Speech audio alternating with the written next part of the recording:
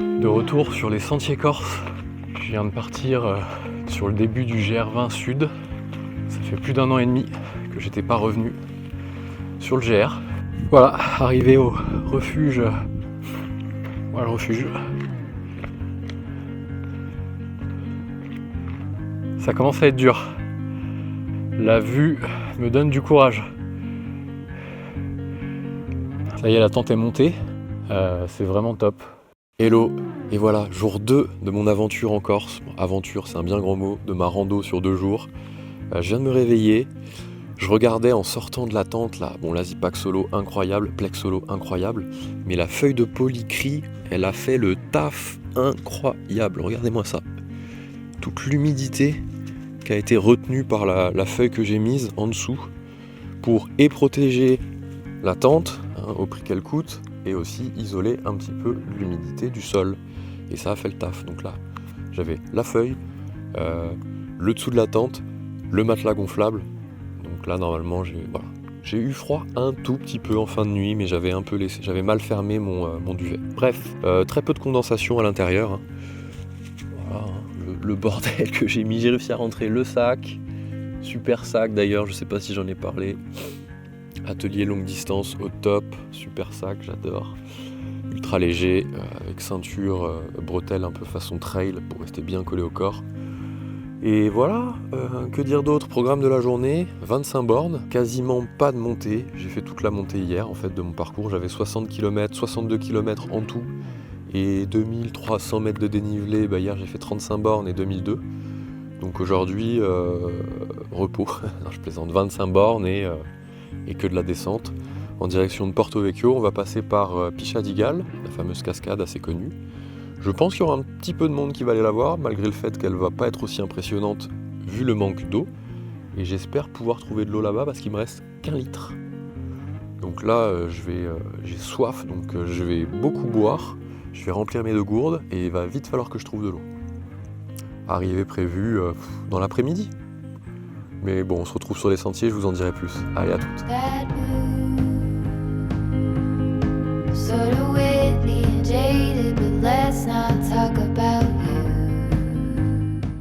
Ça y est, c'est enfin le départ.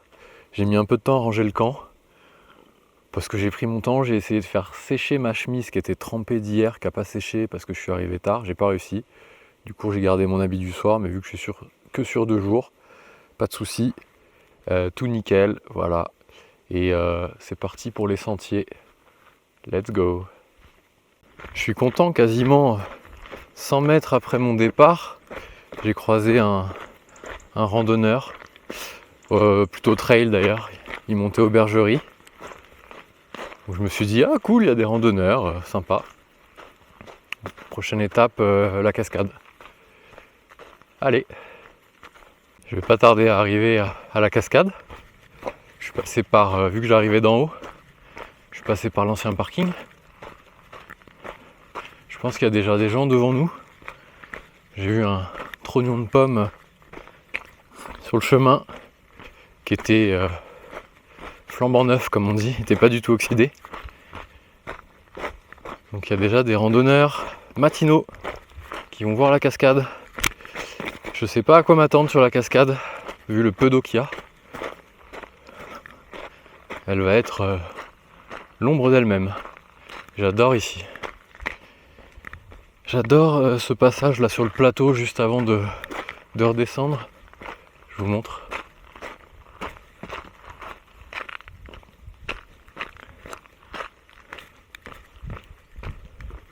Avec ces pierres, c'est trop joli, franchement. Tranquille en plus. Personne sur les sentiers. Si vous regardez la vidéo, vous avez déjà fait la cascade en juin, juillet, août, voire même septembre. Bon bah c'est pas comme ça.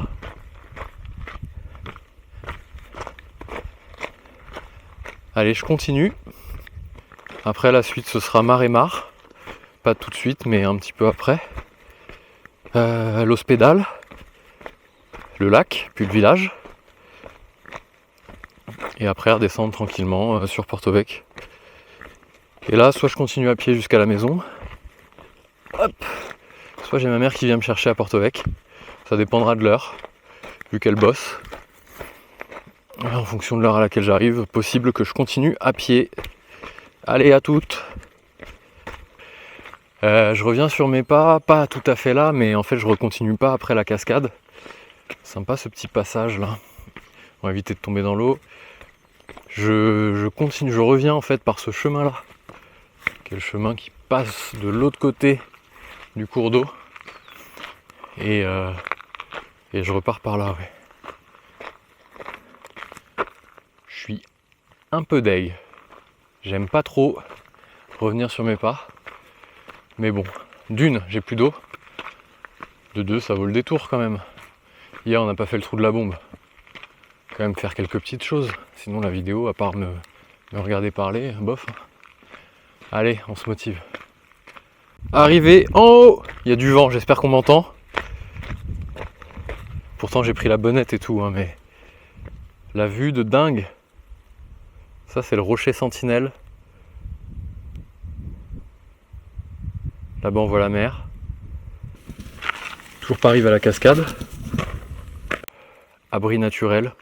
Il y a un panneau qui explique que les bergers, pendant la transhumance, quand il y avait des intempéries, ils pouvaient s'abriter ici. Franchement, c'est canon. C'est canon, canon. On va arriver là bientôt.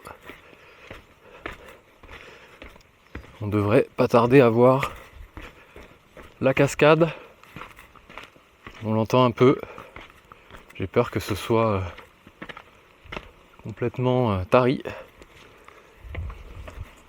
Puis on peut pas descendre en bas. Enfin, on peut pas, faut désescalader quoi. Je prendrai de l'eau plus haut, je pense. Contrairement à ce que je pensais, je vais arriver au-dessus. Si elle est là. Mais alors, d'habitude, elle est plus impressionnante que ça. Hein. Je vous montre. Puis on peut pas descendre, ils ont mis une barrière, donc on va respecter. Voilà. La cascade de Pichadigal.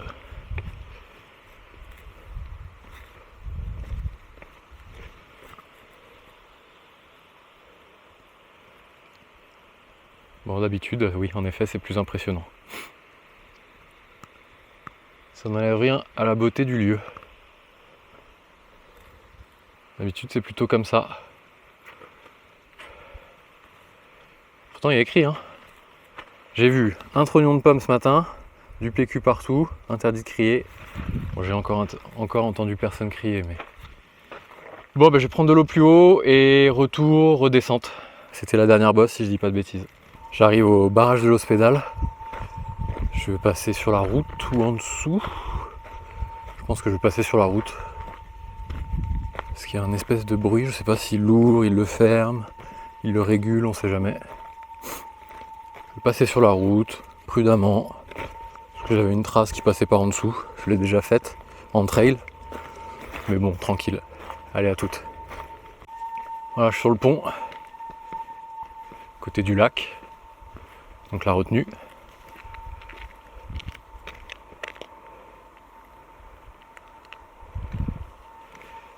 Donc je traverse par le pont et pas par en bas. Et après je reprends, je vais longer le lac je pense et redescendre tranquillement sur Marémar et Porto-Vec. Allez. Ça y est, je viens de longer le lac. C'était long, monotone et sur la route en partie. Et là j'arrive au refuge qui est un refuge d'étape du Marémar. Normalement il n'y a que de la descente. Sympa ça. Un petit banc, un petit plateau, un autre petit coin. Voilà, concrètement, si on veut pas dormir au refuge quand on fait le Marémar, en été, sac de couchage, à même le truc sans tente. Let's go hein. Franchement, ça marche très bien. Bon, ça va être beaucoup de forêt. Hein. Et à mon avis, on va avoir une belle vue dans pas trop longtemps. Que je vous remontrerai ça. Ça va pas tarder à arriver. Blue dude, blue moon, kinda mysterious, shaded with someone I'm not really into. Voilà, même pas 10 minutes après avoir trouvé la trace du Marémar.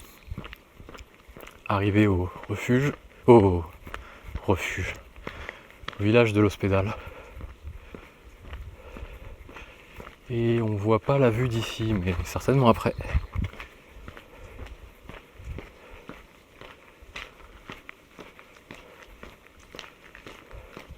On commence à voir quelque chose, même s'il y a des arbres.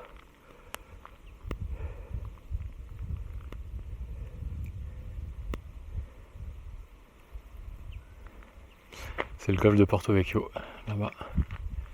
Et alors, en effet, je sais pas si c'est le nuage du Sahara ou l'écobuage. L'écobuage, c'est le fait de brûler ses déchets verts. Mais l'atmosphère est trouble. Est-ce qu'il y a un passage par là? Allez, rendez-vous au village. Et ça y est. Et attention la vue, parce que celle-ci, elle est incroyable.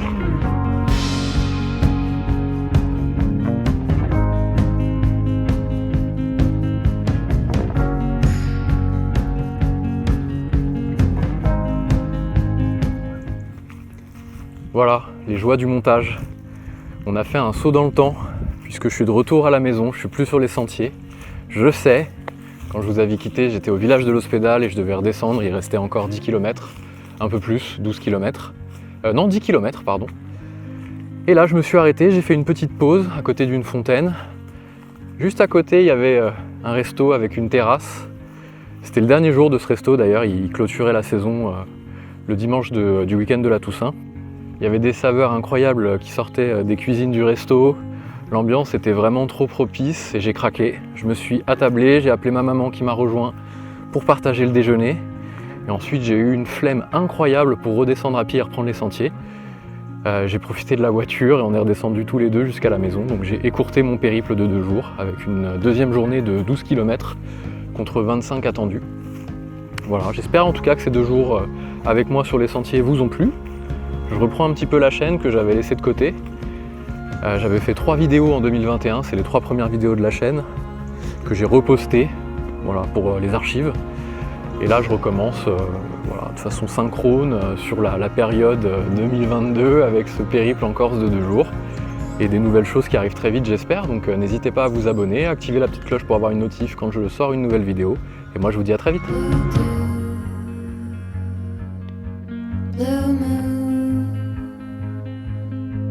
Been 1 or 2 since I ran into you.